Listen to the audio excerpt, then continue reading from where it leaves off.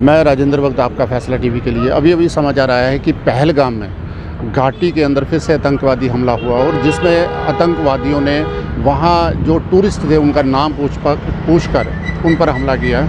और ये आपको बताते चले कि जो ही गर्मियों का सीज़न आता तो जो टूरिस्ट हैं उनका रुख जो होता है वो घाटी की तरफ होता है। और वैसे भी अगर देखा जाए तो आने वाले 2 या ढाई महीने के दौरान ही जो अमरनाथ यात्रा है वो भी शुरू होने वाली है। और ऐसे में आतंकवादी हमला हो जाना जो है सुरक्षा के लिए काफ़ी ख़तरनाक हो सकता है। जैसे कि आपने पिछले दिनों देखा था कि आतंकवादी हमले जो थे वो जम्मू रीजन के अंदर हो रहे थे, कठुआ या इस क्षेत्र में हो रहे थे जहाँ सीमा रेखा पड़ती है। लेकिन अब फिर से जब जो गर्मी तेज़ हुई है और टूरिस्टों की संख्या जो है वो घाटी में तेज़ी से बढ़ी है और यूँ ही आज आतंकवादी हमला हो गया। और ऐसा कहा जा रहा है कि वहाँ जो आतंकवादी थे उन्होंने वहाँ नाम पूछे गए थे और नाम पूछने के बाद उन पर हमला किया गया था।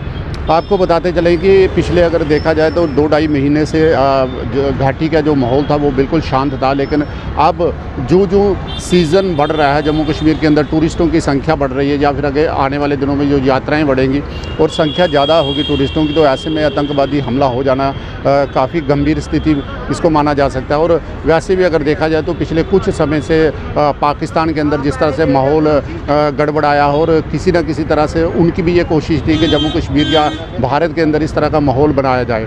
लेकिन अब जिस तरह से हमला हुआ है ऐसा लगता है कि जो पाकिस्तान है या फिर जो आतंकवादी संगठन है या जो लोग उनको प्रायोजित करते हैं वो आने वाले दिनों में इस तरह की वारदातें कर सकते हैं। लेकिन जिन्होंने भी ये आतंकवादी हमला किया, जिन्होंने टूरिस्ट पर हमला किया, उनको मार गिराया जाएगा। लेकिन स्थिति काफ़ी गंभीर है, लोग इससे डरे हुए हैं। और ऐसा जो समाचार आ रहा है कि वहाँ जो टूरिस्ट पर हमला किया गया उसमें पहले 7 की संख्या आ रही थी जिनको जख्मी किया गया, उसके बाद उनकी संख्या बढ़कर 12 हो गई। और ऐसा कहा जा रहा है कि राजस्थान से भी एक टूरिस्ट है जिसकी मौत हो चुकी है। हालांकि ये अभी कन्फर्म नहीं है, लेकिन इस तरह के समाचार आ रहे हैं कि जो जख्मी थे उनकी संख्या बढ़ रही है। लेकिन जो सिक्योरिटी फोर्सेस है, जो सुरक्षा एजेंसियाँ हैं, उन्होंने सर्च ऑपरेशन शुरू कर दिया और हर तरह से वो कोशिश कर रहे हैं कि जो आतंकवादी इसमें शामिल थे उन्हें फ़ौरन पकड़ा जाए या फिर उन्हें मार गिराया जाए।